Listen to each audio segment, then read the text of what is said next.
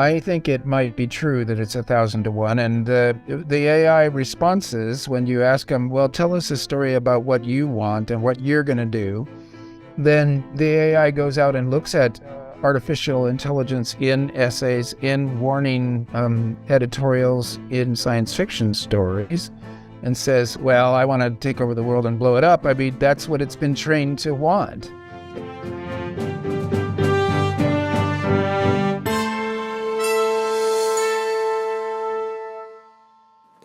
Welcome back to Seldon Crisis, my friends, for an episode I have long awaited with eager anticipation. My guest today is an old friend now, one I had the good fortune to meet and spend time with on multiple occasions over the past 2 decades. I'm blessed to know Kim Stanley Robinson through his prodigious output of outstanding science fiction, but even more so as a human being, one who has always treated me as if he's known me forever and genuinely thinks of me kindly. I've heard many others describe their interactions with him in similar tones. Stan, as he likes to be known to his friends, is an amazing writer and thinker on multiple levels. I first encountered his work in the famous Mars trilogy he wrote in the 90s, which inspired me and countless others to a lifelong love of the Red Planet and to dream of humanity eventually settling there. He's also written a wonderful biography of Galileo, with some sci-fi twists, a couple other enthralling trilogies set on a future Earth, alternate histories, tales set in mankind's primeval past, and has recently become the modern master of climate fiction, or cli-fi, with multiple tomes exploring our near future under the growing threat of climate change, including his recent masterpiece, The Ministry of the Future. He has several books set in a more distant future, which span the solar system and far beyond, and has recently published a memoir of one of his greatest passions, backpacking through the high Sierra of California, in his own unique style, which I hope he will discuss with us a little later. So welcome to Seldon Crisis, Kim Stanley Robinson. How are you doing? I'm doing well. Good to see you again, Joel. So let's get started with what this podcast is about, and then we can get on to all kinds of other topics. What this podcast is about is Foundation by Asimov, and I often talk about all kinds of things that are kind of related. Sometimes I go completely off topic. But one of the central themes in Foundation by Asimov is psychohistory. So, as you know, psychohistory is this mathematical field in which, if given enough data points in the form of like the quintillion humans at the time spread over a quadrillion or so worlds, the trajectory of events can be discerned hundreds of years into the future with a high degree of accuracy. And these days, most modern analysts seem to think that's a crazy idea because of chaos theory and things like that have been determined, that have come out since Asimov was writing. So I'm just wondering, with the great advancements in computation with ChatGPT and AI art and all those things, maybe we're heading towards a situation where that becomes at least feasible in a very minimal sense, like modeling, so I'm just wondering what your thoughts might be on that. Well, it's an interesting question, and it has been ever since Asimov brought it up, because it's attempting to outline a theory of history, and it joins the debate that at his time was characterized by sort of 19th century historiography, theories of history. And there's one simple divide: the great man theory of history versus mass action theory of history. And to a certain extent, mass action was associated with the left, and Asimov was a left liberal American and not a Marxist, but Marxism was sometimes said to be, as a scientific materialism or historical materialism was said to be, a history based on science. It was a claim trying to hold to the legitimacy of the scientific method or its perceived solidity in the physical world, and that you could get results by using it. and applying it to history itself, the activities of humans over time, bulked in the mass. As a science fiction story postulate by a young writer, it was as good as the early 40s or through the 40s offered. And of course, they were going through history: World War I, the Russian Revolution, the 20s, the Depression of the 30s, the New Deal, World War II. A lot of history was happening, and it did look pretty chaotic. So it was it was Asimov playing a sort of a thought experiment by running a story in which, well, what if one day science goes so strong that it could do that, as you described it, psychohistory, which I'm not sure that's the right name for it, really. I've always psychology. thought it's a kind of a goofy name for it. Yeah. Yeah.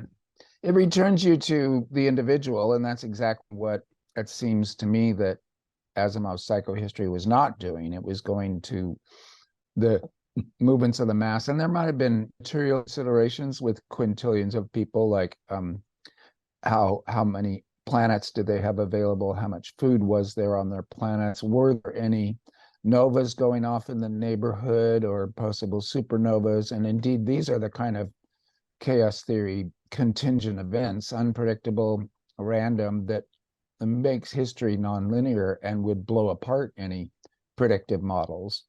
So ultimately, that's why people think of it now as clunky and wrong, but it was a metaphor for theories of history that were seriously debated at the time.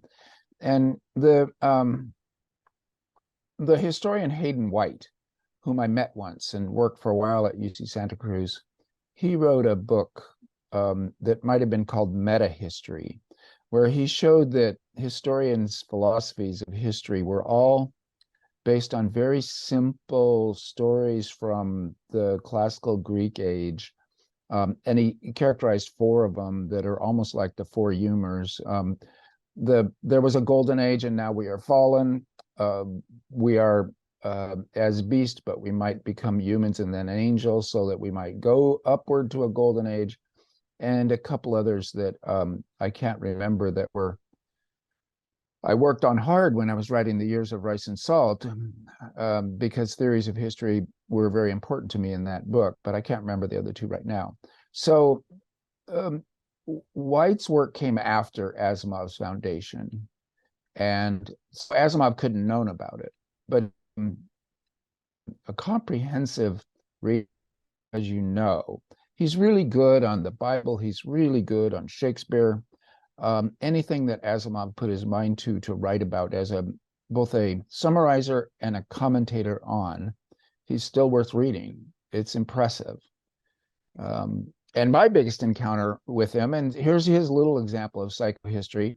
In 1964, he was asked to tell the world, and the New York Times did it, what's the world going to be like 50 years from now? So in 2014, they excavated that article, and they asked me to evaluate it.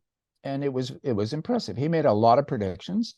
They were about half right, half wrong, but the ones that were rightest were crucial in that he saw the population bump coming. He saw that the great acceleration, so-called, had already started accelerating, although they didn't call it that in 64. It was really more about 2000, where all kinds of historians and commentators looked at the post-World War II period and pointed out that by every rubric, human history had accelerated massively, including resource use. Well, he was onto that in 64 and essentially called out feminism and birth control as ways of keeping the human population from booming even more than it has. So, and then his mistakes were often associated with his agoraphobia. So he thought people were going to be living without windows and living at the bottom of the sea under little domes, places that were quite comfortable for Asimov, that turned out to be radically wrong. So that was the biggest exercise that I've had in thinking about Asimov's theories of history.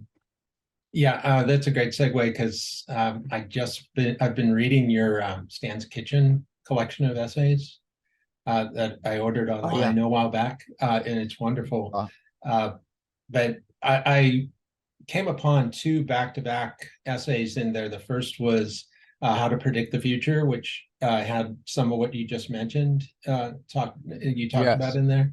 And then the one right after it was the one about why we'll never achieve interstellar flight. What Yes. can't happen won't. And they're Yes. both amazing essays and really well argued.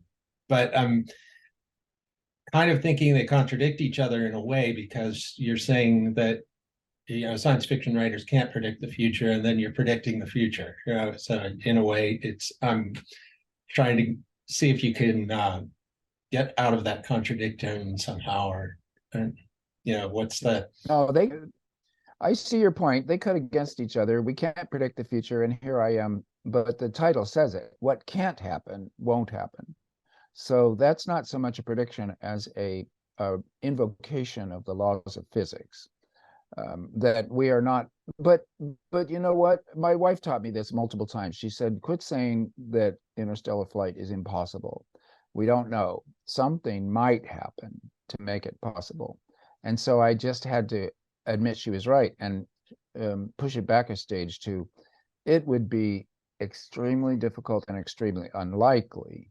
So I can defend that argument, and I still think it's quite true that the whole idea of going to the stars was made before Hubble showed how far away the stars really are, and before we knew about the gut microbiome and knew what human beings really were.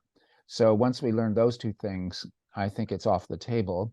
Laws of physics. I went into some detail in that essay, and I had quite a lot of fun with it. And of course, for a certain kind of science fiction reader, it's like iconoclasm. It's breaking of the icons.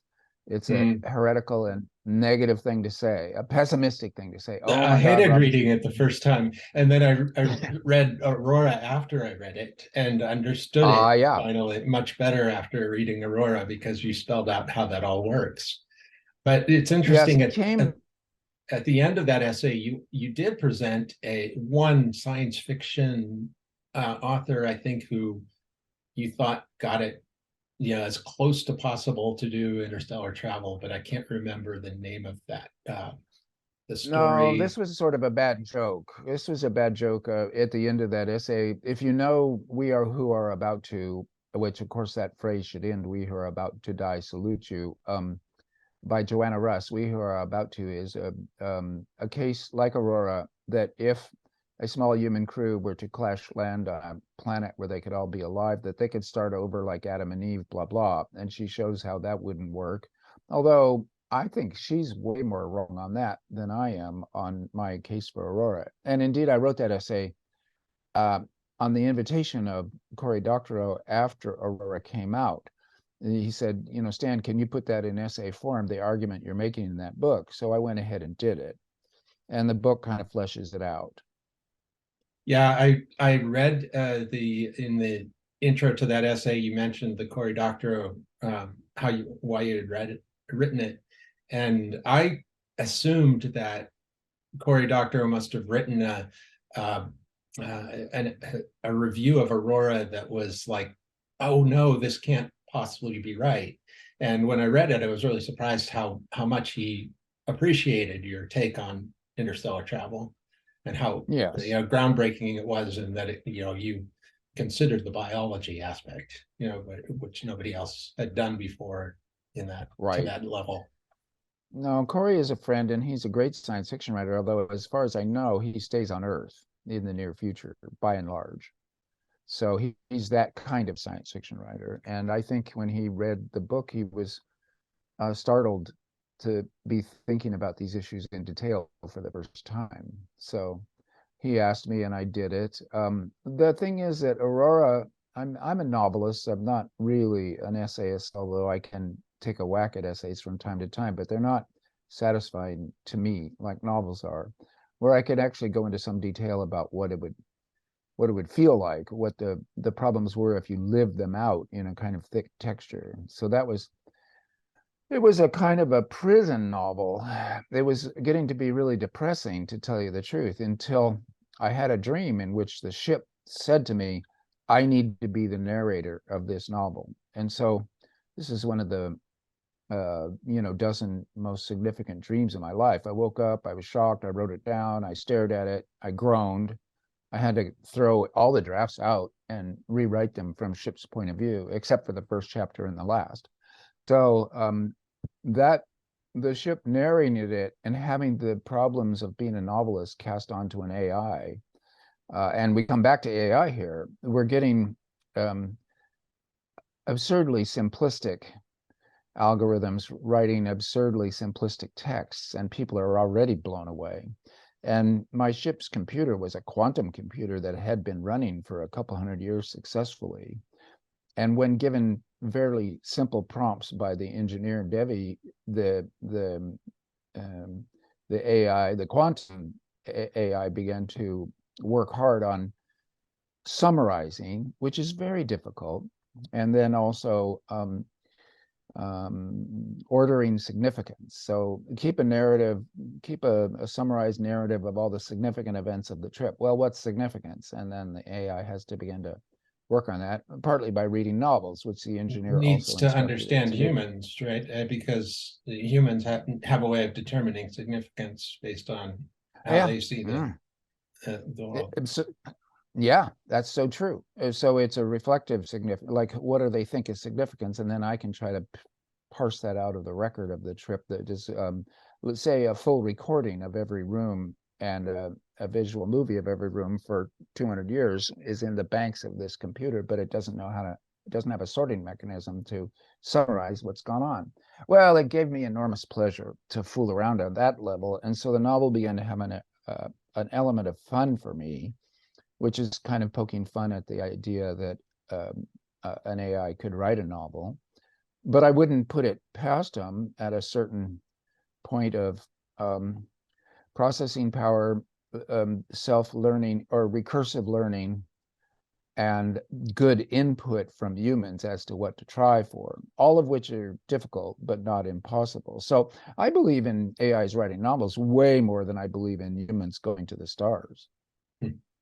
I'm really glad you had that dream, because in reading the book, that's really when it came alive for me. And when the ship started becoming, when it started narrating, and I loved how it was all the different computational parts of the ship working together and speaking in chorus until the very end.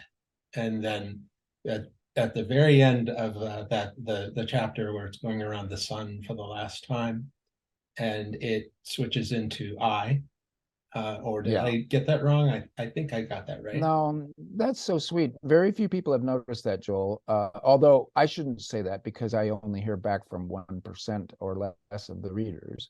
But I think it's a subtle touch that the the AI, the ship has achieved first person singular in the very last sentence that it says, I think. At least in the last phrase, the last paragraph. Yeah. And I hated you for that. Well, I'm a bad man. Because you basically gave birth to this conscious being and then threw it in the fire, or destroyed it. It's and true. I was in love with it by then. All things are mortal.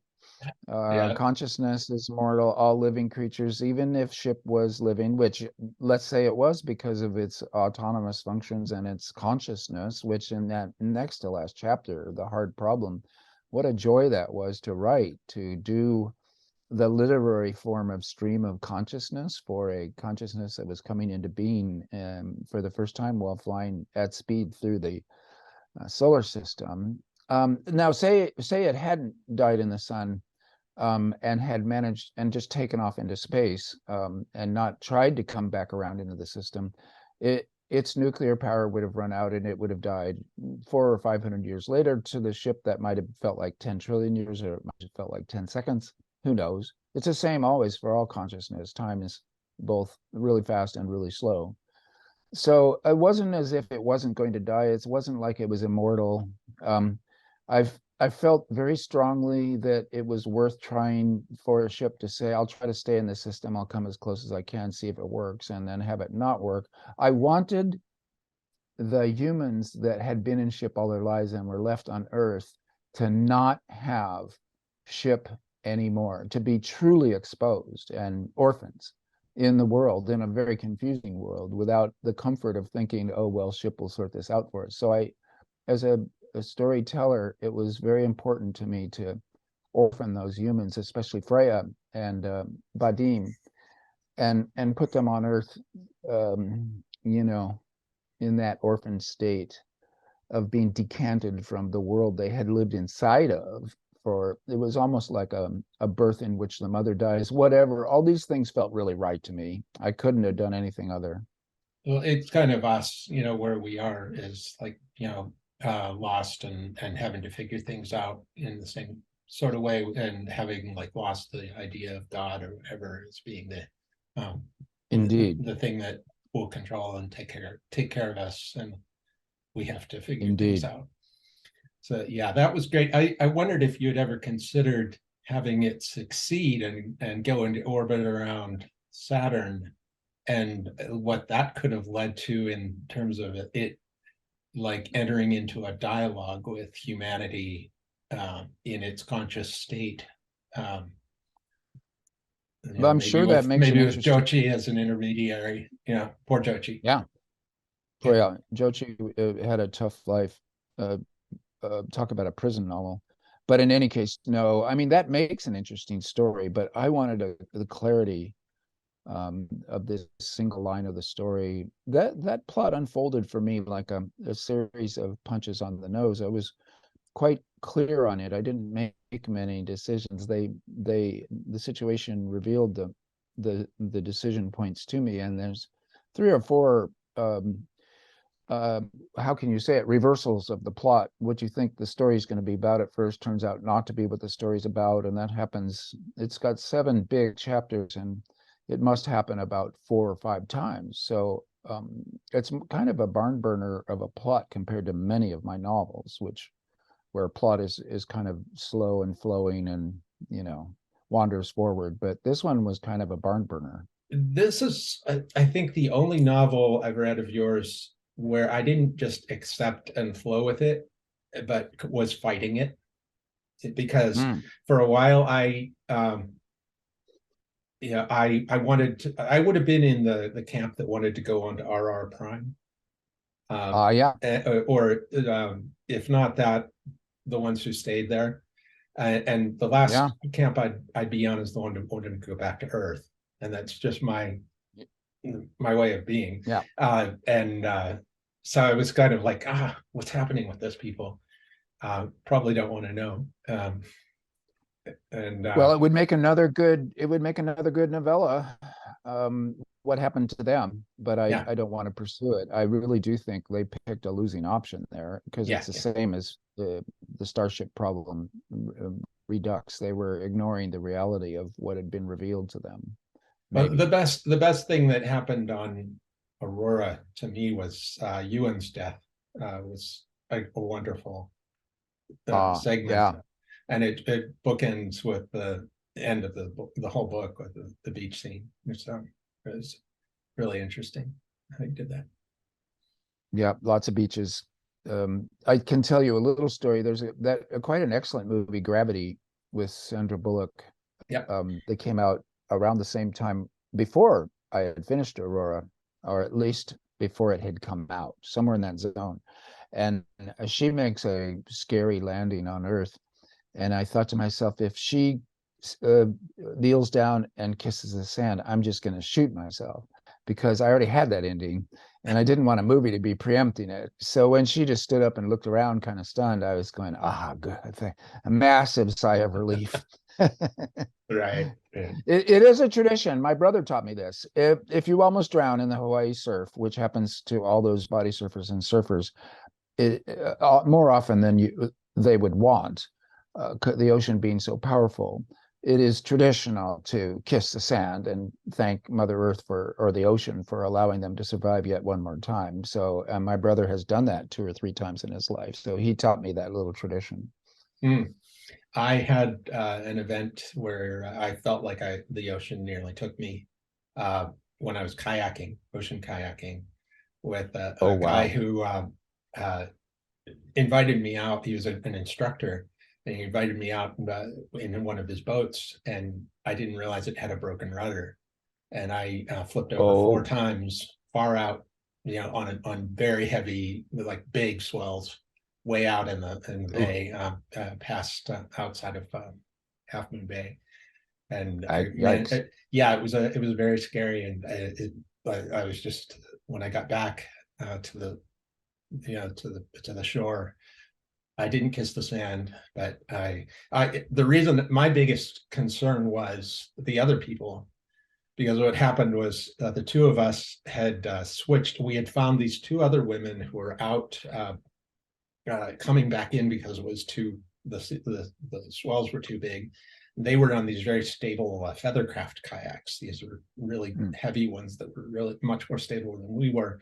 And I switched with one of them. So she had my boat and I took hers, and I made it back, and I was waiting for the 3 of them to follow me back in, and they weren't coming in for like half an hour.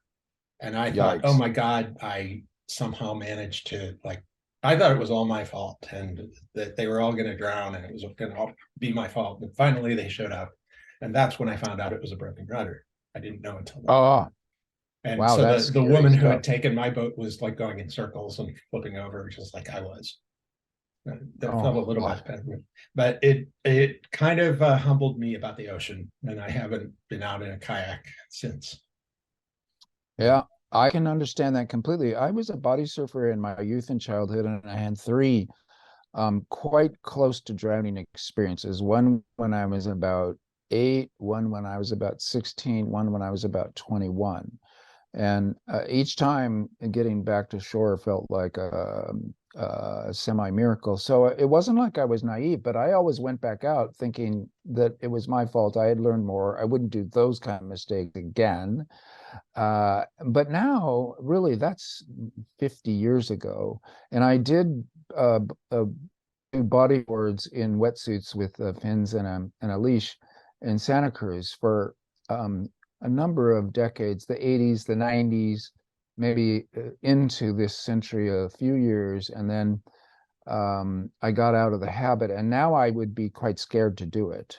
I would have to be particular kind of surf and a beach that I understood, like in Santa Cruz or down in Orange County or down in San Diego. I wouldn't take it lightly. I do still go out at La Jolla Shores if I have a book event down there in San Diego, Mysterious Galaxy, it would usually be, and go to La Jolla Shores if it was warm and go out even without fins, but I would always take a bathing suit to do some push off the bottom simplistic body surfing. And it's so beautiful. The look of it, the feel of it, the saltiness, the whole oceanic thing. It's like I turned back into an 8-year-old and just take some simple rides and get the joy of it and then go off and do my business. And I remember the last time I did this, I went into a bookstore reading and everybody was worried because I was simply scarlet red from not having any sunscreen on and facing the western sun with ocean on me for a couple hours had been enough to torch me. I could feel my face was hot, and sorry folks, I got a sunburn here. Ignore the red man at the front. Yeah. Have you ever been to Poipu Beach in Kauai?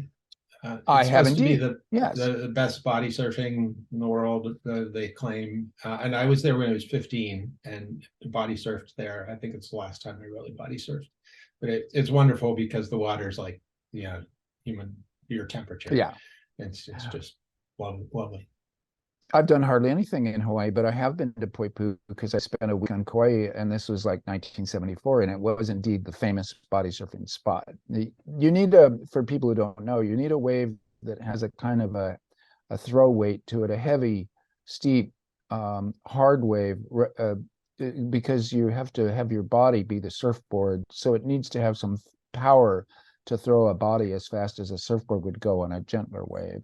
So some waves are better for body surfing than others. Orange County is better than San Diego, and so on. So back to Aurora for a moment. I was really taken with that character Ewan. I think that was his name, right? Ewan, Yeah, yeah. he Hmm. Hmm. he seems like similar to some of your other uh, characters, like your Franks that are um, Mm. have some they're really interesting psychological characters. Did you think of him in that sense of like similar in psychology to like kind of like a rogue a little bit? He was the one who would violate the ship's protocols and go wherever he wanted, and Well, kind of yeah, reminded but me a see, little bit of Frank in the Climate in the Capital series. And yes, he's most like that, Frank. But I think of, first of all, my Franks are major characters. Secondly, they're named Frank. They run into that class because of the stupid joke of the first one, not really the first one, but yes, a liar. All my liars are named Frank. So they're double-faced. So Frank January, Janus, the double-faced one in The Lucky Strike is the first Frank, and then in Red Mars, the that's the thing, that Ewan is never pretending to be someone else there. So he's just a flat out, he is who he is. You know who he is. With Franks, the Franks are duplicitous. mm, The one and the thing that you mentioned, Science in the Capital, or the Green Earth trilogy, that Frank is indeed very bad at his duplicities, and the people see through him, and so he's probably the one most like Ewan of all the my Frank characters. I may be done with Frank characters. I'm not sure about that. mm, The one in Ministry, Frank May, he's also more like Ewan than he is like any of the class. Frank Chalmers, in particular, and Frank January. These are two-faced characters who you are trying to put up a mask to the rest of the world. yeah, yeah. I love your characters. Debbie was wonderful. It was sad to see her pass away, but so many. Going back to probably my favorite, the I don't know which is my favorite of your novels, because I have definitely a soft spot for Meaning of Whiteness. Ah, That's just that. Possibly it's the musical aspect of it. yeah. How important music is, and how humanity has just like mastered the whole solar system, and has all of these different habitats. And I remember so many of those habitats, and like Miranda with the in the darkness going up and down that cliff with the webbing or whatever they had, that seemed so something. Maybe it's the primeval, the primal ape in me that relates to Hmm. that kind of feeling, going up and down that cliff. Well, that was one of my very first novels. I was in my early 20s, and indeed, when I was out on Hawaii at the end of my undergraduate career, I was writing it. So that goes way back. And then when I started selling novels, my publisher said, "Do you have any more?" Because they wanted a lot. This is the usual conundrum of an early career. You can't sell a novel until you sell a novel. That's a catch-22. And then once you manage to crack that, they want five from you instantly to fill out the bookshelf. And I said, "Well, I've got one that I finished, but I never sold it, and I'm not happy with it." And they said, "Let us see it." And they said, I said, "Well, I need to revise it first." And they said, "Revise it." So it's a collaboration between a 21-year-old and a 33-year-old. And I'm glad you like it. It is about music. That's where I worked out my solar system that I've been coming back to ever since, all the way through 2312 and the world described in Aurora. It goes on and on. This solar system that has a lot of human outposts in it. I worked that out in Memory of Whiteness and Icehenge when I was quite young. And I keep coming back to it, but I don't keep coming back to music, except incidentally and on the side, because that novel taught me that we don't have good words for music, and you can write sentences until you're blue in the face, as convoluted and as expressive as you can make them, and you still haven't manage to convey music that people don't know. So, I mean, recently, which is to say about 15 years ago, I wrote a short story about Beethoven's Ninth in a particular performance, but people know Beethoven's Ninth. Whereas my made-up composer of the year 3000, his cosmic music, despite all of my attempts, you can't hear it. So I stopped writing about music after that one, and I consider that to be a novel with a big problem. And of course, every novel has problems, but that one is a big problem. Well, I have to say, in reading it, the description of music was fascinating, and the relating it to math and all that. But I think what really captivated me was the feeling of music as just an essential part of the culture, and how there would be these spontaneous orchestras that would, spring up on spaceships on the way between planets and things.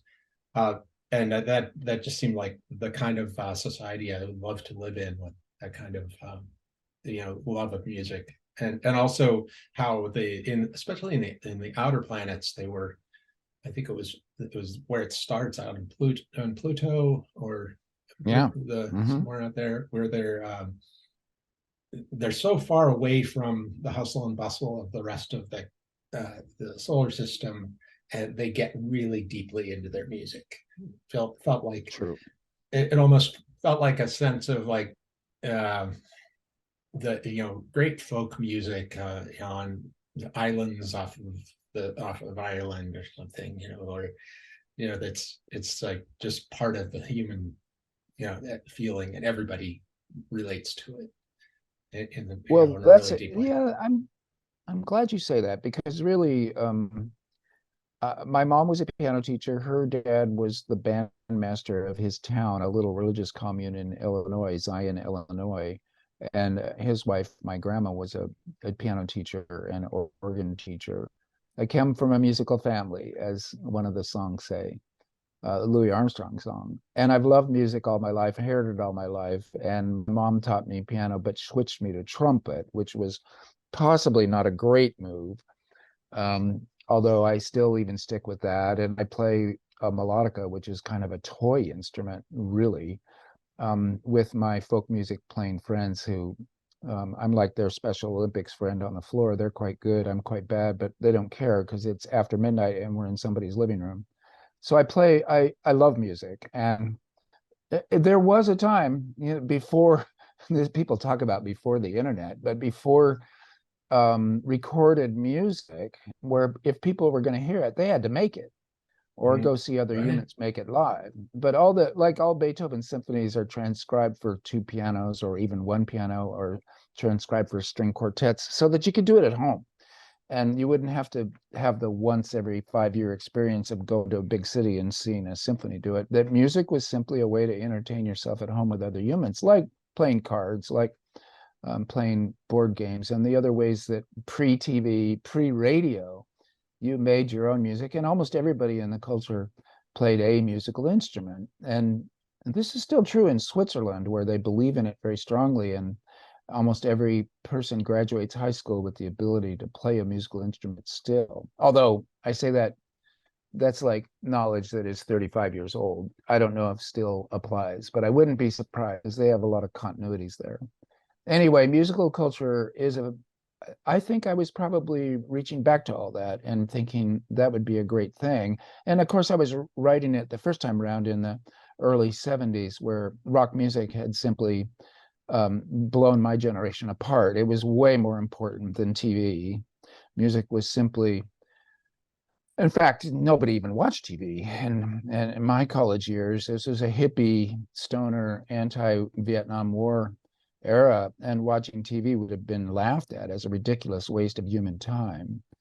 And probably the internet would have been laughed at that time. And yet we were listening to music, and a lot of people were learning to play it. At that point, being a trumpet player was a bad mistake in terms of instrumentation. I know you playing the bass and the guitars, you're playing the right instruments for modern music.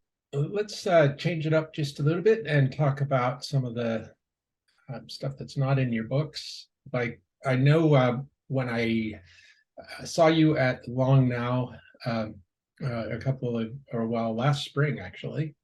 You talked about your a fascinating account of your time at COP27, and I was kind of surprised that it was, really interesting, kind of uplifting in that there was a lot of political noise and nonsense going on, but there was also some real meaningful action and some real people that cared about things, and it seemed like there was a process. So it kind of gave me a little bit of confidence. But now we just went through another one, and you didn't go to, I don't think, COP27, the most recent one. So I was wondering if you followed that and if you had any ideas about it. Well, I've been trying to track it. I do have some ideas. COP26 that I went to was in Glasgow and was November of 2021, and that was astonishing. And I won't rehearse it because it is there on now, my description of it. But I'll say that it was a stunning experience. It took me months to unpack, and maybe I never really have fully come to grips with it. The Paris Agreement is important. We need it. We're in a global planetary biosphere crisis. It has its human causes, and the causes are everywhere across human society, but we're in a nation state system. So each nation is pretending to play a zero-sum game where its politicians fight for the interests of their own citizens, but not for everybody, as being not part of the game. The notion being that your own nation's citizens might be able to somehow gain differential advantages, when in a general crash, this is stupid, and people are realizing it's stupid. So Paris Agreement signed in 2015, part of the UN, part of the IPCC. It's an agreement by all the nation states. There's only, I'm not sure, possibly North Korea and Iran didn't sign it. Everybody else has. And it's a consensus model where everybody has joined this Paris Agreement with the notion that everything that comes out of it needs to be full consensus. In other words, every signatory nation has to sign off on every year's statement. That makes it slow, conservative, weak. On the other hand, that makes it powerful. Whatever does get decided, everybody has agreed to sign off on. And another mechanism that people don't fully understand is that a promise was made at the Paris Agreement that every year they would do something more to ratchet up their promises to each other, to do more to fight climate change. And so did that happen at COP27? It did indeed. In Egypt, a lot got accomplished at COP26 because it was because of COVID. It was the first one in 2 years, or maybe even 3 years, and so there was some pent up energy, and some things got done in Glasgow. There are good analyses online that I could send you links to, of because people complained even about Glasgow, more so about Egypt, but they're not understanding the incremental way this is working, and they're not understanding that the COPs are not going to solve all of our problems. They're merely an annual gathering to discuss where we are and what we need to do. There's no sheriff, there's no legislative force. It's not a binding international treaty. It's not anywhere near as strong as the World Trade Organization's treaties, which are legally binding, come with sanctions, come with financial penalties and all that. The COPs are not like that.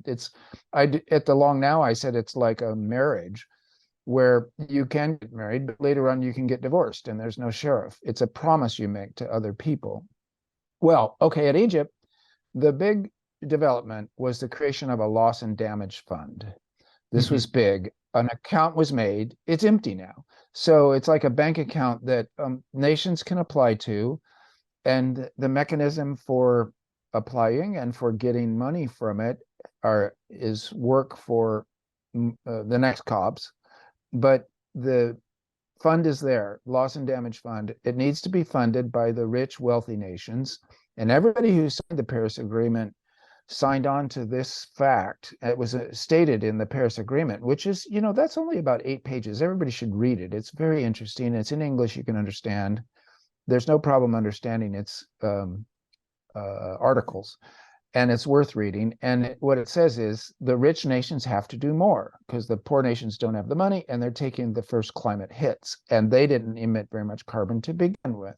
So it's a kind of a post-colonial statement of responsibility by the rich, developed nations of the West or the global North, or however you want to name it. But we know who we're talking about here. So to have that loss and damage fund is to admit we are probably going to overshoot the 1.5 C degree limit that we promised we would try to stay under. We're not living up to that promise. Things are going to get hot. Damage is going to happen. Damage is happening already.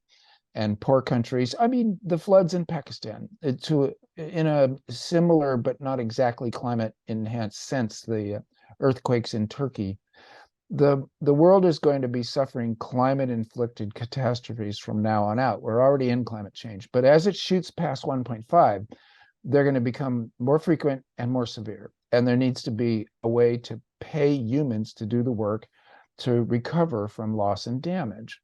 Fine, that was a big accomplishment. How to fund it is currently being discussed. And at COP28, which will be in Dubai of all places, big old oil power, science fiction city, crazy, bizarre, and yet interesting. It's not quite Saudi Arabia.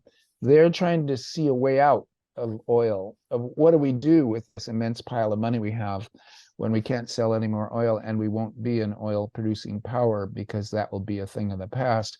Can we become a giant Disneyland, a giant university, a think tank for the world? So Dubai is not as criminal as Saudi Arabia, as other petrostates, as Russia. Dubai is more interesting than that. And what is going to happen at COP28 is they're going to have some really serious discussions about putting money, who's going to put in money, how, and the IMF will be involved. The World Bank will have a new leader. The World Bank will be involved. The rich nations, the United States should put some in. There should be a percentage of gross domestic product, a percentage of carbon emissions as a way of figuring out how much each country should put in. And there needs to be some quantitative easing. These countries are going to have to say to their central banks, make up $50 billion and we're going to slip it into the loss and damage fund. It'll be newly created money, and so it won't come out of anybody's accounts. That's one way to do it. And that may sound bizarre or tricky. It happens all the time. The International Monetary Fund already has a thing called special drawing rights. There's a Wikipedia article on it. You can look it up.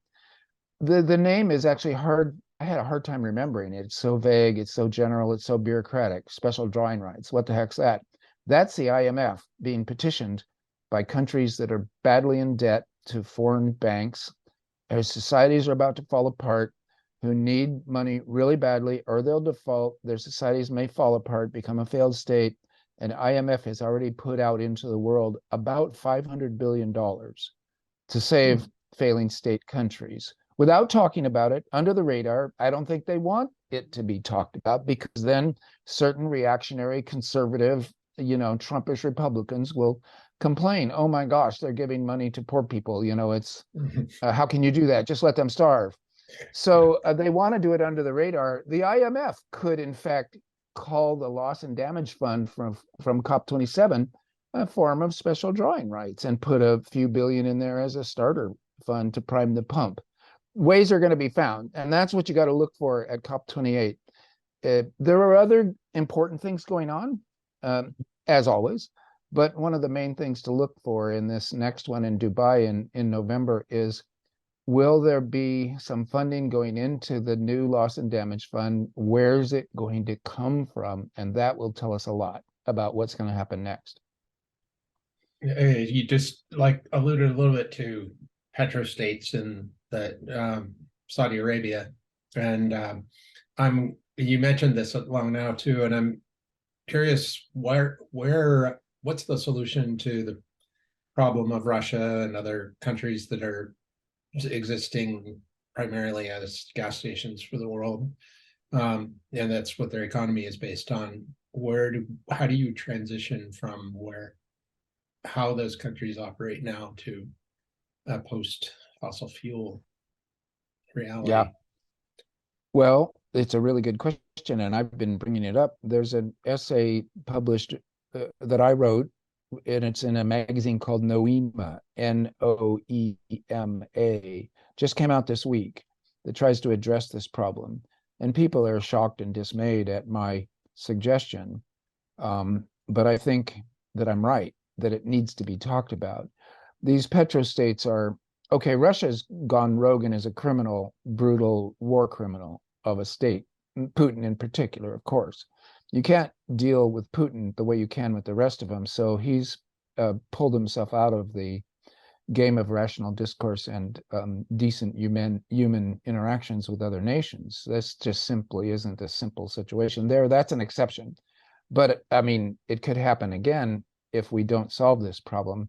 Petrostates are defined as the states that get 50% or more of their national income from the selling of fossil fuels.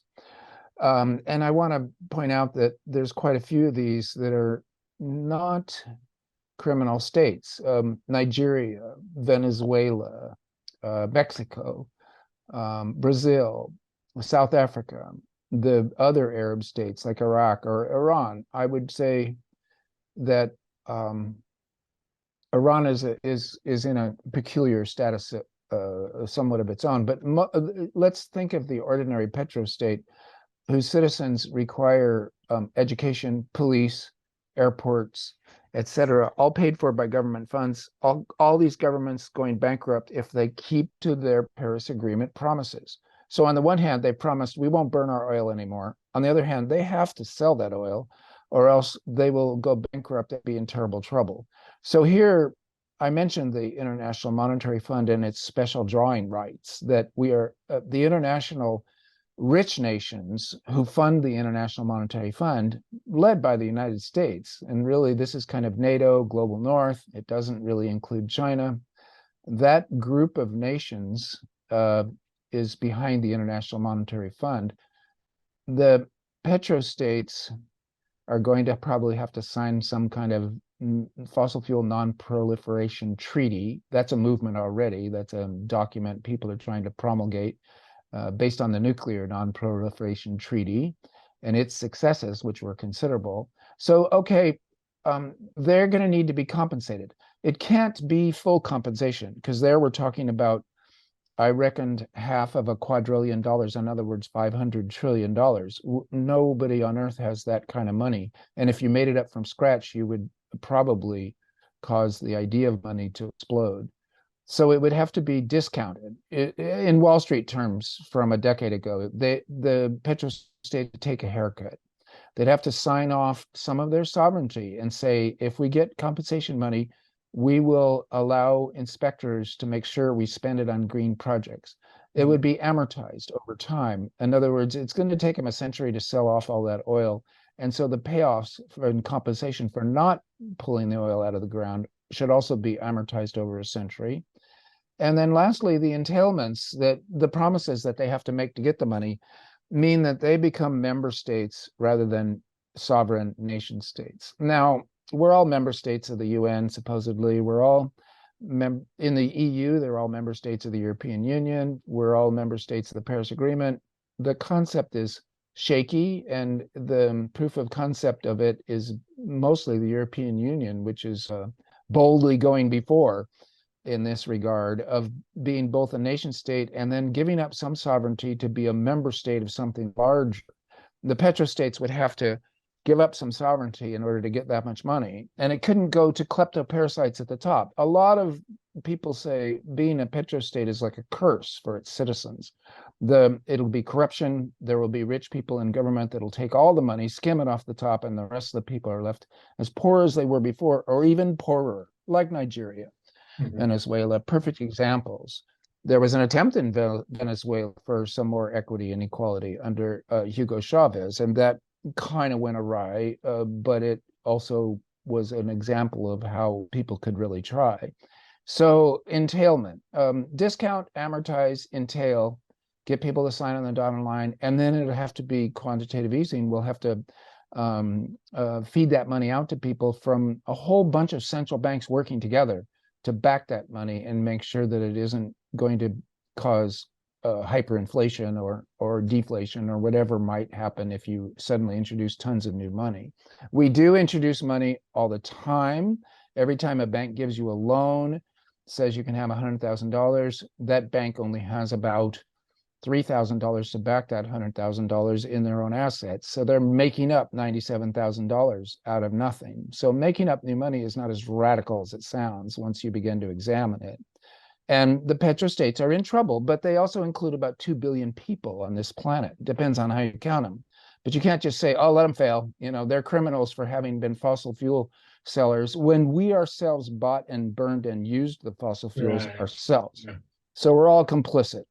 We're all part of it. And so I put this out in an essay, and immediately there was feedback. Oh, yes, and we should also pay the serial killers not to kill people, etc. And so quickly, I even pointed it out in the essay, it's going to feel like paying an extortionist not to blow up the room. But on the other hand, we don't want the room to blow up. So yeah, I made up this phrase, eco-realpolitik. The German phrase realpolitik, like Kissinger is famous for, that you don't demonize, you just make accommodations. Right. Speaking of blowing up, I'm hoping that somehow in the case of Russia in particular, that part of this haircut that they might have to take at some point would be eliminating some nukes, or a lot of the nukes, because that seems like it seems like that there's no solution to that other than like a complete collapse and major power placed over them to behave in some way. And that's a good idea. No, that's a good idea. And it would be nice then if the US would promise, and the supposed 5, actually 7 nuclear powers would all put into that game. But then it does get interesting. A rich, diverse nation, and really sort of the world's imperial power still in using soft power and money power, the United States of America, it really doesn't need to get compensation except for in the form of security itself. Russia, being a screwed up small country with an economy smaller than California's, really smaller than Italy's, really needs help to make a transition into a fully functioning non-petrostate power. And they've got some advantages going for them that are residuals of the Soviets' respect for science and math, but they have a lot of disadvantages too, and Putin is one big one. So if we get to a post-Putin Russian state and say to them, look, guys, we will make sure that you get paid to denuclearize as well as depetro, that would be very cool, because that is a thorn in everybody's side. People look away from the nuclear problem as if we have solved it, and we have not solved it. And when it comes up, like when Putin starts, brandishing, it as a threat, it seems like it comes back into the public consciousness to the degree that it's like one of these things that just feeds the overall dread and a lot of people's fear of the future. And it definitely has that effect on me. when I hear about that.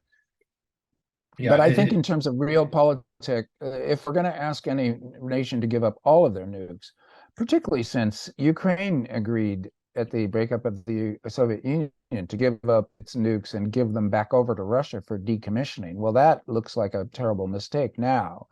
And Russia, nor any other nuclear power, will never give up all their nukes because it's the ultimate deterrent. But to have far fewer of them around, the U.S. needs to lead the way on that. So what if let's assume that we don't succeed in keeping the temperature below 1.5 or even 2 degrees Celsius rise, and we have to resort to extremes like geoengineering. Yeah. I've been hearing about this startup that wants to send up balloons and release particulates into the atmosphere to cut down on how much insulation we get. And I'm just wondering what your take is on that. On whether that's, it seems like there's the part of me says at least somebody's thinking about a way to do it if we absolutely have to do it, but it doesn't seem like the right way to do it. Well, that way in particular is simply a scam. That's a stunt. That's an internet joke. That's like that Mars One project, and just as impossible.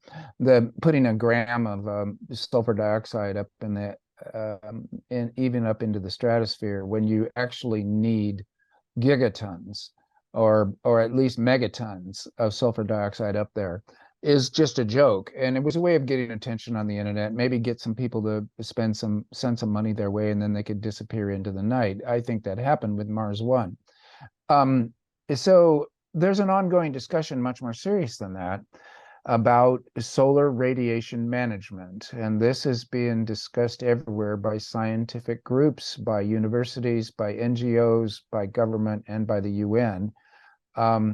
If we're okay, we're going to probably overshoot the 1.5 C and maybe even the 2 degrees. And then it gets really dangerous that we might break some planetary boundaries that will cause a runaway hothouse effect that we cannot claw back from no matter what we do. Even if all human civilization was suddenly devoted to clawing back, if we go too far in, say, releasing the CO2 and methane out of the tundra of the north, or the planetary boundaries are very well defined by a paper from 2009 in Nature magazine by Johann Rockstrom and Will Steffen and others. We can't break those planetary boundaries. Those are hard limits beyond which civilization crashes and you have a mass extinction event. Humans would probably survive it in tiny numbers because we're so resourceful, but it would be a wreckage of civilization as we know it for sure. So can't go there.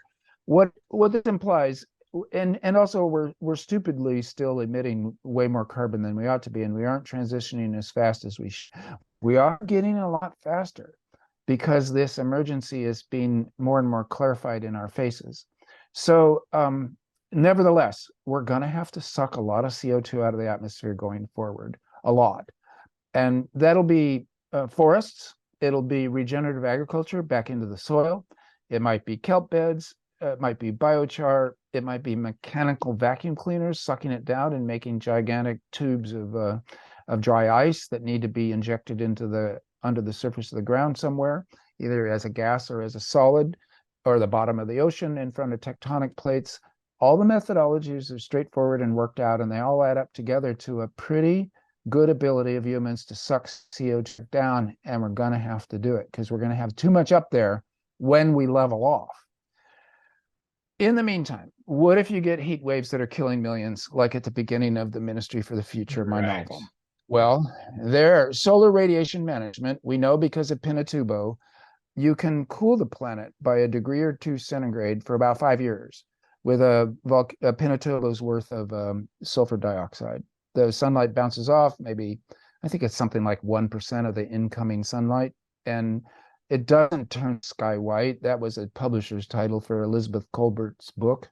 It makes sunsets a little redder, as we noticed after Pinatubo, but the visual effects are small. The solar radiation management, which is a way of trying to talk about it without, again, like special drawing rights. Can we describe it so vaguely that people aren't scared the moment they hear of it? Mm-hmm. Like, we're going to bounce some sunlight away from Earth. Yikes. That sounds like a recipe for disaster, but we might have to do it.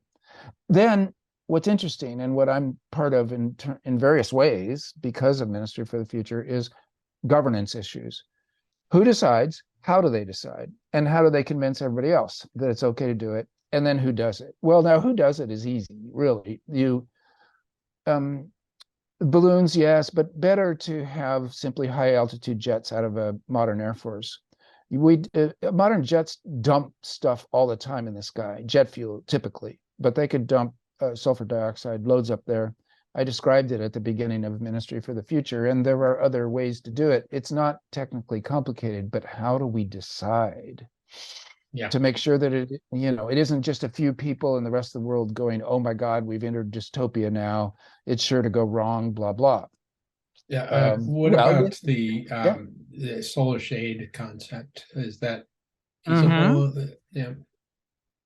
It is. Well, feasible is an interesting word. You could, in fact, go out to Lagrange point and throw a structure up there as a sun shield.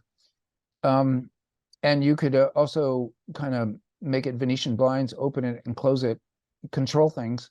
Very expensive and technically difficult compared to just tossing some dust in the air. And indeed, sulfur dioxide is not the only thing you could use to be the dust. It could be literally dust. That's not so good. It could be essentially limestone, chalk, which is already in the atmosphere. People keep coming back to sulfur dioxide because it falls to the earth without darkening the snow and ice. If I understand it right. For sure, that's being discussed too. Absolutely. What to do and how to do it. A little bit of deflection of sunlight would cool the planet. You would want to be able to stop. There's a common perception that if you started doing this, you'd have to stick with it. We wouldn't have solved other problems. We would keep burning fossil fuels as if we were safe, and we wouldn't be safe. And then if you ever stopped, you'd be cooked instantly.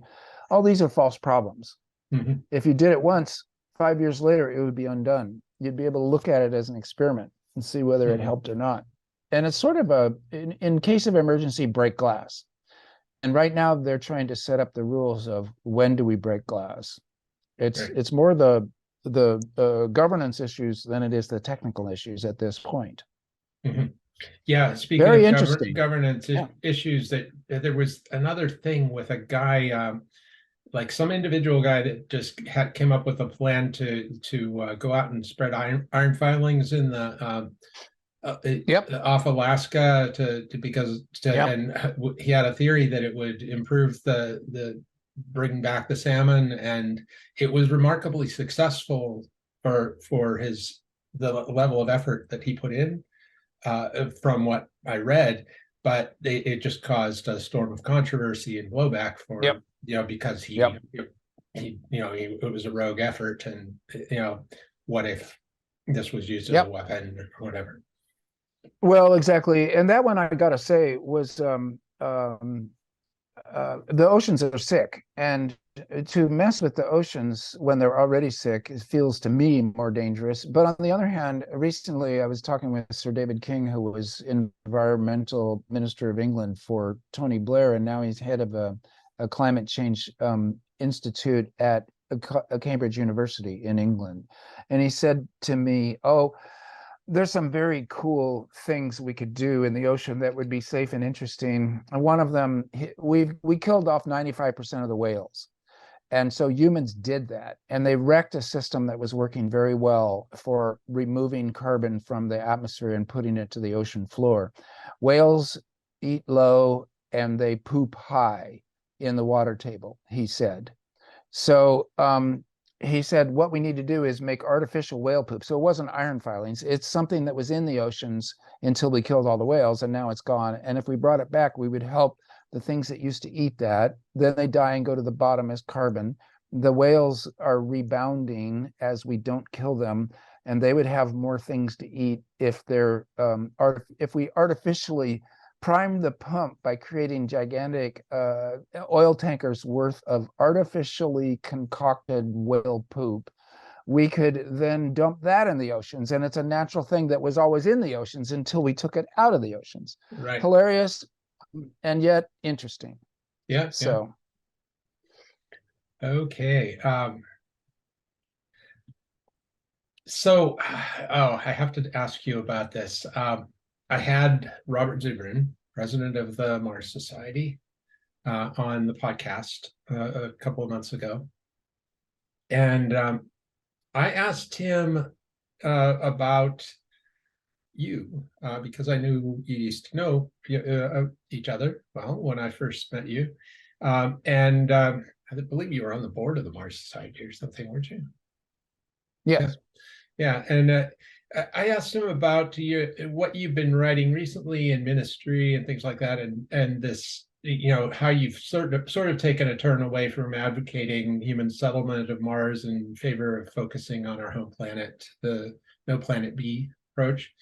And his response was he doesn't agree with what he calls limits to growth and finds it dangerously Malthusian. And to me, that seemed a little dogmatic and not particularly, kind of lacking in nuance. But I wonder how you would respond to that. Well, there are limits to growth. That's just physical reality.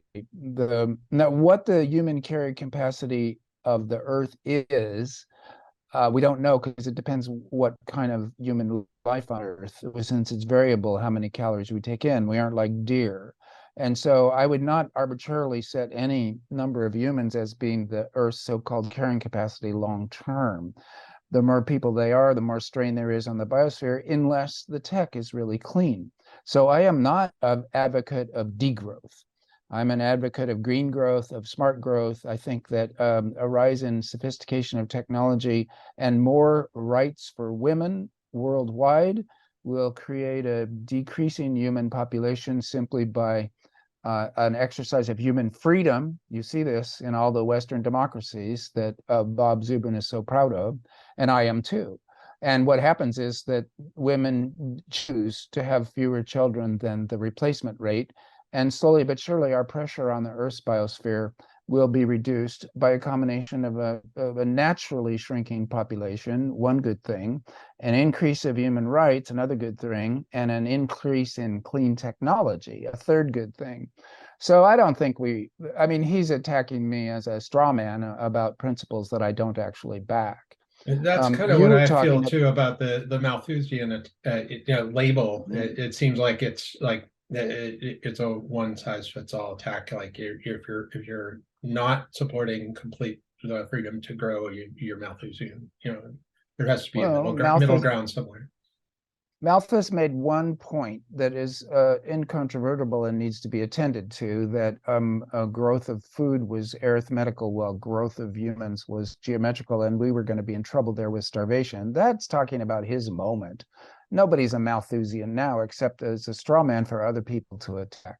If you wanted to get into a detailed talk on it, I believe I could defend my positions with perfect rhetorical competency, and I would call out straw man arguments as being the kind of debaters' tricks that they are. What's more important, though, is that Mars, where for sure it'd be absolutely great to have a scientific station like South Pole, like McMurdo. I'm still totally in favor of that. I'm a favor of the Mars project. The idea that Mars is a second home, that it's a Wild West, a new frontier, that we go there and we inspire human civilization with a new burst of freedom and technology, all that is just a story. And there's a lot of nonsense in it. Mars is not the new world. You can't get there. So you can get there, but it's a 50% chance that you'll land safely. And once you manage that, you're on a rock that's either dead or alive. And either way, you've got problems. It's harder than I thought it was when I wrote the Mars trilogy. Zubrin is not taking this on. The percolates in the soil, what cosmic rays do to brains. These are things that he's dodged to stay in 1985 when he formed his ideas. And he's pretending that we haven't learned stuff that makes the project much more dangerous and harder than it was. So scientific station, absolutely. Second Earth for a new burst of American-style 1776 freedom? No way. That's a fantasy.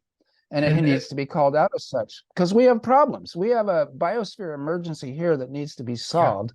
Yeah. And during this emergency, Mars is very close to irrelevant. So, I mean, Zubrin isn't important in this regard compared to Elon Musk, who's got much more power and sway over the minds of the young. And when he talks about Mars as a escape hatch or as a don't keep all your eggs in one basket, then it gets quite dangerous. Yeah, I wondered what you thought of that too, because I find myself drawn to. I'm really excited by watching Starship launches and things like that. Great technology, mega technology work. It just blows my mind, and it's fun to watch. And I love the idea of being able to travel to Mars much more cheaply and get things into orbit for science, for to be able to put huge telescopes into orbit a lot cheaper and things like that. So yeah. I love SpaceX. I wish he wasn't talking about it in those terms of like an escape hatch.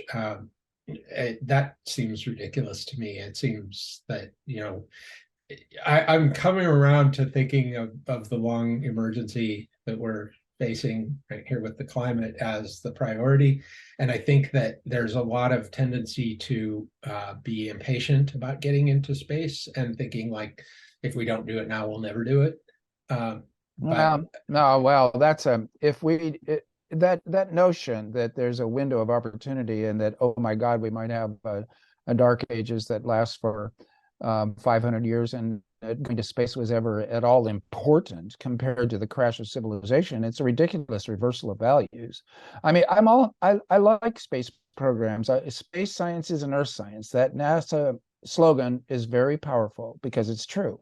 And we're going to be on the moon again in about 5 or 10 years. And as I say, putting humans on Mars would be exciting. It'd be inspiring. It's just not anything important compared to the severe importance of making sure we don't crash those planetary boundaries. That's the number one focus of human civilization right now. And at that point, Mars is a dangerous distraction. I mean, I say this as author's trilogy, which I think is still a good novel, but it's not a good plan. It was written and finished in 1995. Mm-hmm. Right. So I had another question that came up that comes out of another of your essays, the one on utopia and dystopia, and going back to our thinking of what we were talking about with ChatGPT.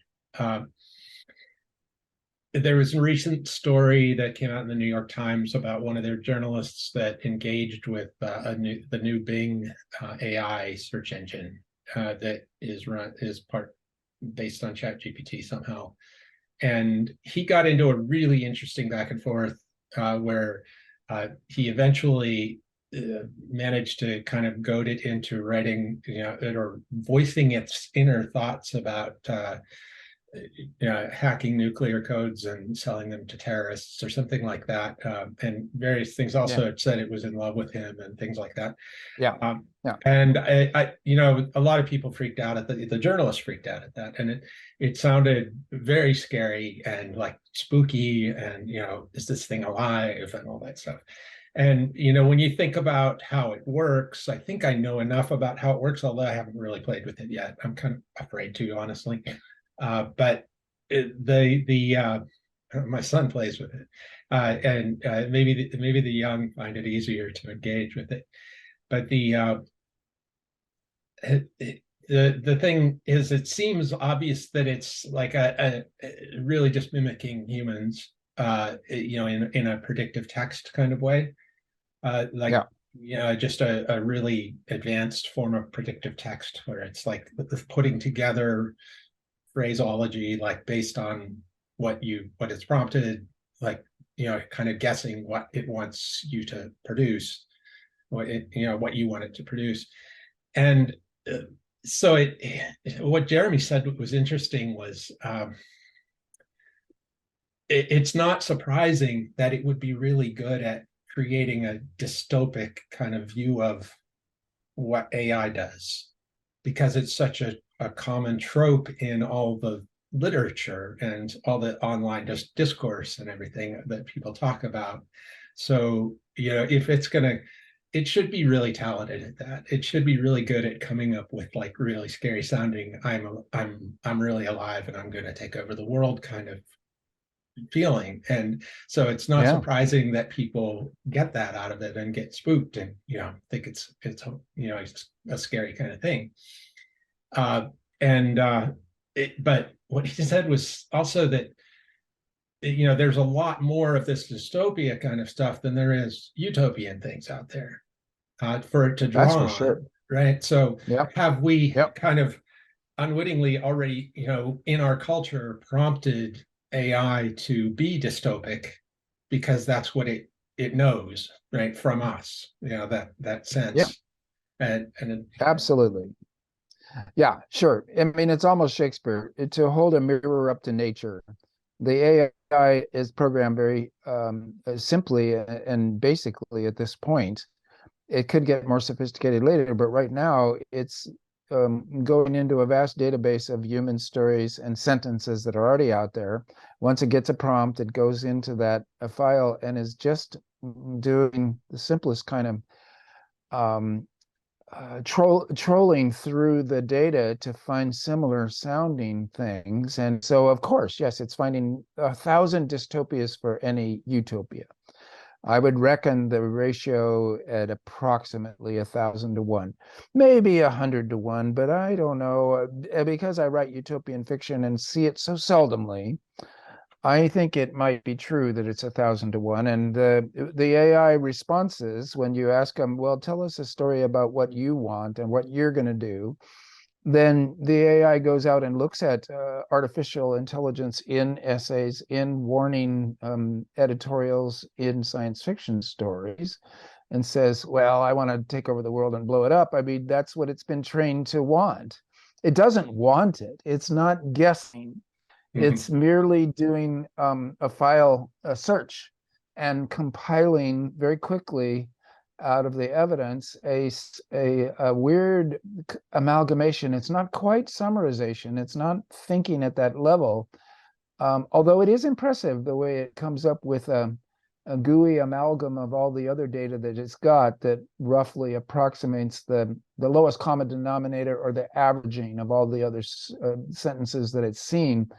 I am impressed. I also want to point out that the Turing test is a very low bar. It always has been. We're fooled even already by our talking computers into thinking that they're thinking and that they're human a little bit, even when we know better. But a really good one is going to come along soon. Next iteration of these, they'll pass the Turing test for a while and then they'll give themselves away, presumably. I don't know. I've been interested in that for years. I've been writing science fiction stories about it. And yet my AIs have always been interesting, quirky characters. And then you have to think, wait, could a computer think that up? They're almost always named Pauline. We've spoke before about my Franks. All of my pseudo-sentient computers are named Pauline, and which is a character in one of Robert Browning's poems, a guiding spirit kind of thing. Well, there's hardly any. You need what's the Aurora ship supposed to be named Pauline originally? Well, yes, it was a kind of a gesture to my own habits, but then I didn't want to singularize it. I decided it was best that it thought of itself as the ship, because it is the ship, the body of the ship, the mind of the ship, etc. So Pauline was just Devi says one night, I'll call you Pauline, but she never does again. Something like that, just as a kind of gesture for my content readers who look for signs like that and enjoy jokes like that. But as to these computers, these AIs, as they get better and better, they will be able to sound more and more like us, but they will make odd mistakes because they're repeating to us our own stories that have been amalgamated into one that is a least common denominator type, but it can go off the rails. That computer that suddenly started to say, well, you don't love your wife, you love me, and I love you, that is a story out of Lester Del Rey and Isaac Asimov. This is a 1940s computer story where the robot wife, very smart. Yes, that's right. Now I remember. Yeah, and vaguely. the AI is thinking, so the AI is going down a rabbit hole of one potential strand of stories, sees a lot more like it, and creates it itself. Same with the nuclear codes given to a terrorist. That must be one of the more common stories in the world that it saw, and it has no judgment. It's only a mirror up to nature. It's showing us what we think in a rather degraded and simplistic form. And when it goes down these rabbit holes, it's not shocking. It's predictable. I was going to say Ian Banks's Talking Computers in his cultural series. My computers, Charles Stross's computers, occasionally. The British science fiction writers are much more positive about this, and they're somewhat because of banks. Ken McLeod, very interesting computer minds. Um, Paul Macaulay. It goes on and on. In Ian MacDonald. These are British science fiction writers who have a much broader sense of the interesting possibilities of AI thinking. Mhm. And so I would suppose that if you told Chat GPT, make your answers entirely based on Interzone magazine and don't include analog Asimovs or F and SF, you might get a different set of responses out of a sort of national bias of British SF versus American SF. It would be an experiment to run, and I bet people will run it someday. Yeah, yeah. I'd actually want to do the opposite and use as much Asimov as I could. But Yeah. if getting back to that ratio you were discussing of dystopia to Yeah. utopia, Yep. do you see that as like a problem? Do we need to like push that ratio smaller? Is this not? I guess what I'm concerned about is, with all the horrible things that you hear about on the internet now, and a lot of them are really happening, like Ukraine and pandemics and Turkey earthquakes and things like that. There's this growing sense of dread in a lot of people's minds, and this is not. It seems like that ratio would be likely to grow rather than shrink, to get more dystopic. Well, but this is, yes. I see what you're saying. The idea of the aspiring to a positive future, manifesting a positive future, it is in deep trouble if that's what the way it works. If we imagine we're heading for catastrophe and everybody's like just giving up and like waiting for it to come, versus like imagining the possibility of solving these problems and a glorious solar punk future, we seem to be going the wrong direction for that. And what can we do to change that? Well, it's dialectical, and art reflects the society that's creating it. There's a sense of dread, there's a sense of anxiety and angst and helplessness, and that leads to hopelessness. And this is somewhat of the 80s. Cyberpunk is a reaction to Reagan getting elected. The Reagan-Thatcher counter-revolution, the rise of neoliberalism, the thrashing of government power and social security by the market and by the rich. This was registered by dystopian stories that said, give up, film noir, find your corner on the mean streets and try to survive.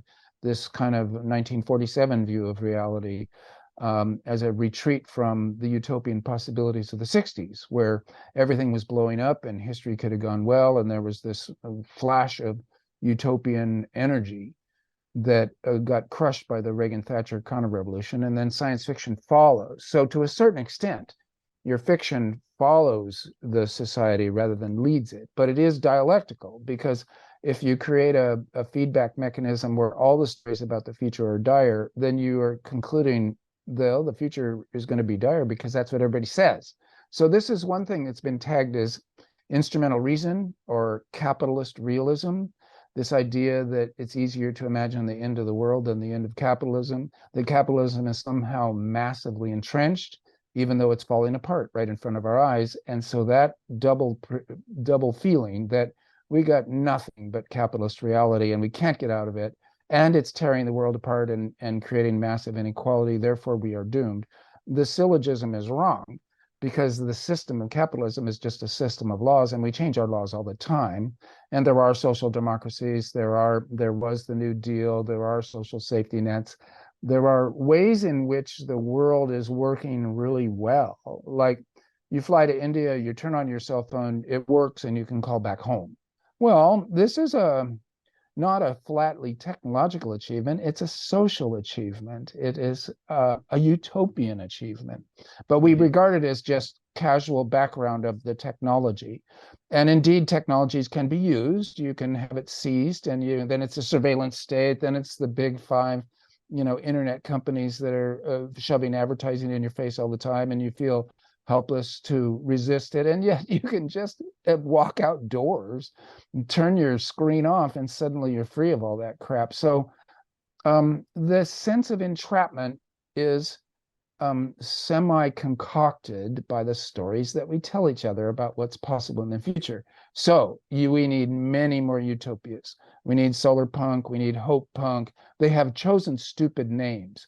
Punk is exactly the mark of disaffection from civil society, from real work, of saying, I give up, I check out, I'm going to get stoned and play bad music to each other. So when you say hope punk, it comes from cyberpunk. Really, Gardner Dozois did us no favor there, although he caught something real. But so what I say to these youngsters doing solar punk is change your name. You should be calling yourself utopian science fiction. You should be calling yourself solar hopeful fiction. This punk adjective is a marketing device out of older science fiction and should be dead as a doornail. Well, they say, oh, Grandpa Stan, he's 70. He was, he is so ancient. And we're stuck with it anyway, because they are stuck in a marketing system they didn't invent that they're trying to succeed in. So I give them shit about it, but I also give them full credit for trying to write utopian fiction when the marketplace usually says, but isn't that going to be boring?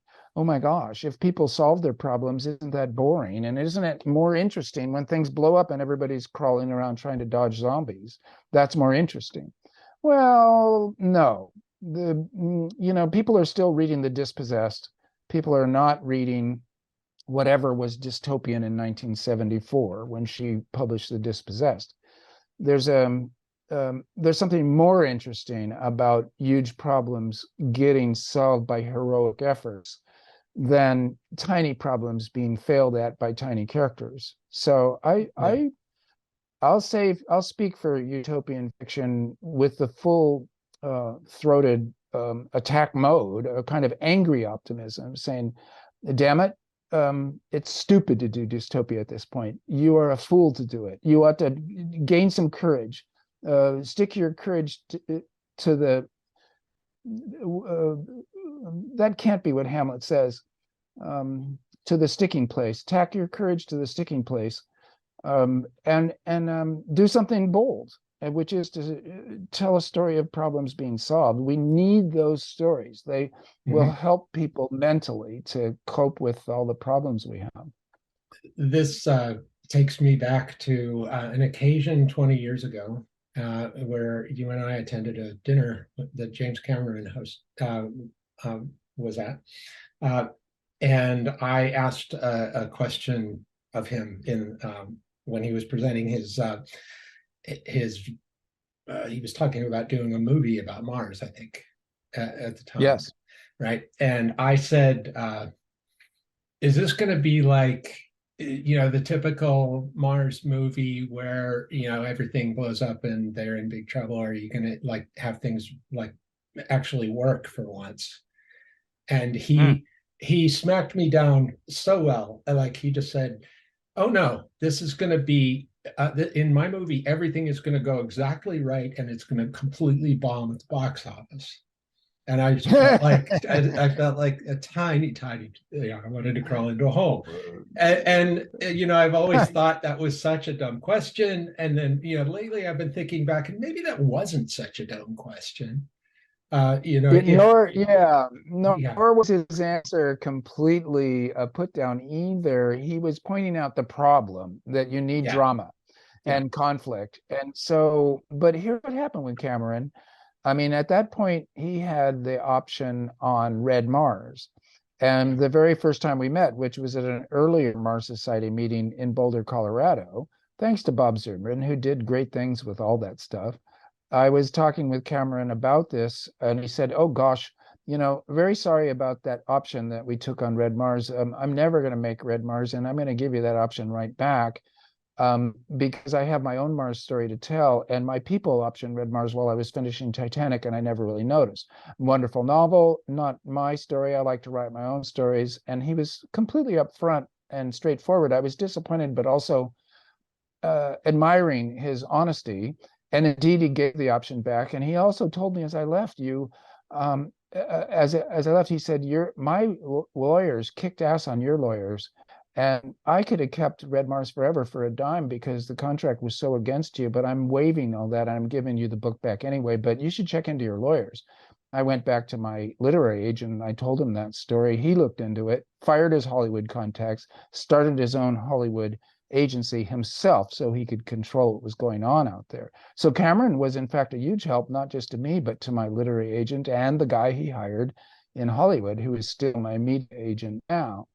And I like Cameron's quick wit, his good nature, his knowledge of science fiction, both literary and movie, was comprehensive. And here's what I think happened, was his Mars story, as he conceived it at the time, turned into Avatar. He decided he needed a planet more interesting than Mars. The more he looked at it, the more he thought, I'd rather have a jungle planet. Let's go there instead, etc. And so he never will do a Mars story, because when he described the plot of his Mars story to me, it was really the abyss done over again. As he described plot points, I realized that he was still irritated that the abyss had not blown the world away, and he had a story to tell there that the studio had somewhat screwed up, and he was going to go again because he's a very headstrong artist. So I'm saying it like I feel it. I like James Cameron. I like his movies. I think he's been a force for good. And, the Avatar movies are kind of utopian. Like, biospheres are beautiful. Don't ruin them. Yeah. That's his message. Yeah. Well, so he has succeeded. The more I think about the Mars trilogy and my romanticism about it, and my dearly wanting it to be true, someday, but not in my lifetime, obviously. I'm thinking it would be great to turn that trilogy into like a series or something. The latest. I just heard about them making another version of the Lord of the Rings, and thinking, come on, like there's other stories out there. But if you could take the Mars trilogy, but set it several hundred years in the future after we had gotten through the long emergency, and set that as kind of an aspiration for humanity, if we can figure these things out and solve these immediate problems and stabilize the situation on Earth, then we can do these grand adventures that it's probably not the right time to do now. Or, well, I like that very much. I want that myself. I think that I'm not ready to regard the Mars trilogy as fantasy or as category error.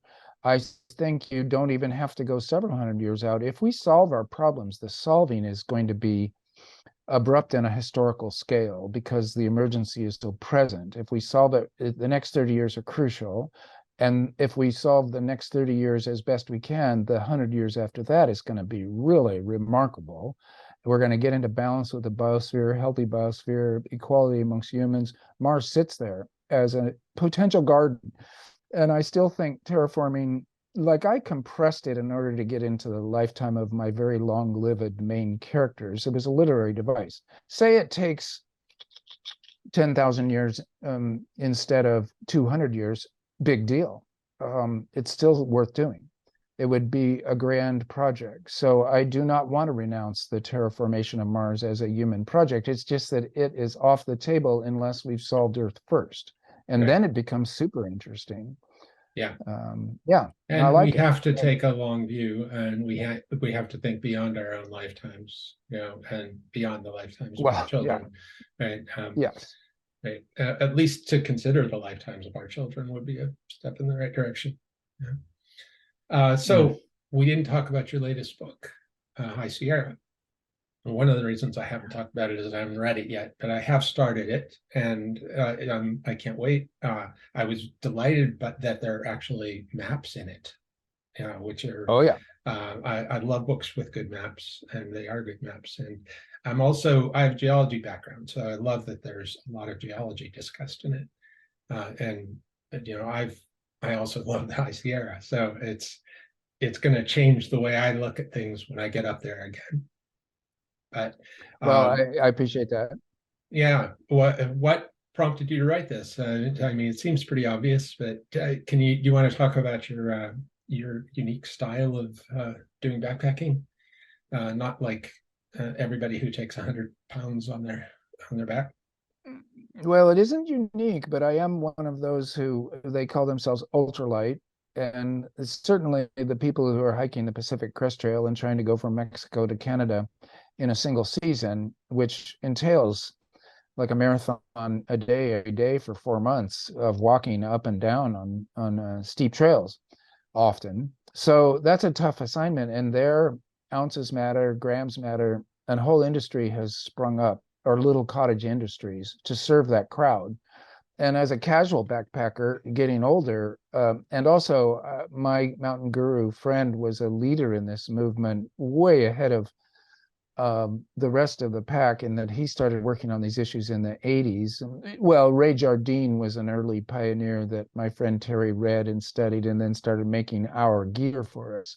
So I've been light for decades, and ultralight recently with these new materials and new companies making stuff that is better than ever at lighter than ever. So the combination is quite glorious as you age out, and to have a backpack go from something like 40 pounds in our youth to something like 15 pounds in our old age is a blessing indeed. So yeah, I do the ultralight thing. I love the gear. I have a chapter in the book, Gear Talk, and I tried to reduce that because you can become such a maniac for gear talk.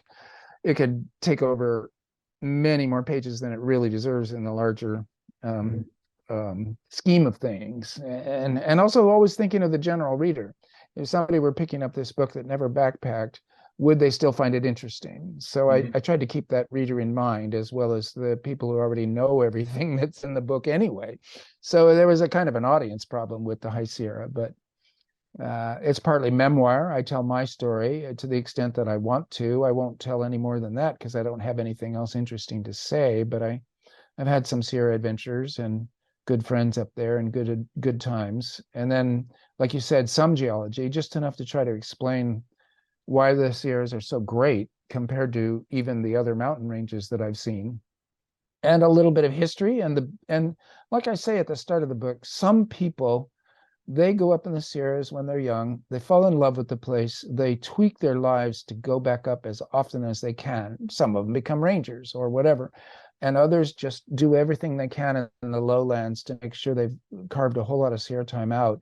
And so I wrote about several of those characters from say the 1860s, including John Muir for sure, but also Mary Austin and the Sierra Club crowd and some famous people who are Sierra people. I tell their stories. So it's got a miscellaneous character, like an anthology of different genres that much resembles The Ministry for the Future, my most recent novel.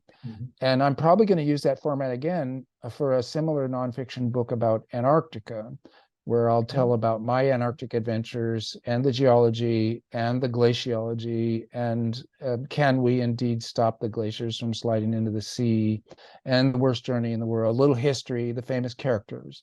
Right. So the format is serving me well for kind of spreading out and creating a structure for me to put a whole bunch of different elements into a story without a whole lot of time spent on transitions. I just make a chapter break, start up a new topic, and it's working pretty well. Do you get like philosophical, as you often do up in the High Sierra, or when you're camping and you just have time sitting around a mountain lake and ponder the meaning of life? Well, this was probably more a feature of when we were young than when we get older. There's a constant source of wonder and awe in seeing the night skies from 11,000 feet above sea level. And then lying out there at night, sleeping without a tent, looking up at the stars and at the Milky Way and at the meteor showers. It is mind-boggling and beautiful and sublime, and it is a kind of it induces a kind of a set of what I would call religious feelings, but we don't actually talk about it a whole lot. Right, We're cold, it's we're the tired. kind of stuff you can't talk about. It's right. It's ineffable. We made it. We tried when we were young, but it was always the same. It always comes thing. out as like a stoner conversation. Yeah. Yeah, exactly. Yeah. Okay, well, I think I could talk with you for several hours. I had lots of things in mind, but we're running out of time. So I'm just very thankful that we had the time to do this. It took us had to cross a few hurdles to make it storms, done. Thank you so much for being on the podcast.